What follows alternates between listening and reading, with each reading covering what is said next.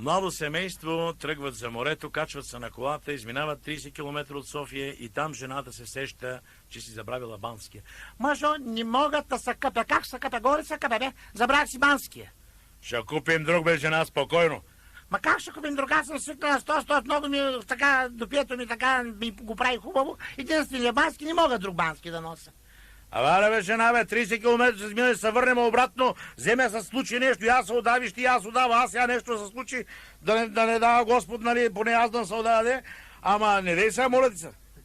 Ма не, аз искам банския, моля ти се. Чакай, бе. Той куче дет го носим с нас, но знаеш, че е дресирано. Ще му дадем да ма помириш по путката. И то ще отиде до нас и ще донесе банския, защото аз вчера го мерих, мириши малко. Изпращат кучето и то тръгва, чакат 1 час, 2 часа, 3 часа, 3, 4, 5, 6 часа и накрая се задава кучето и мъкне комшията за кура.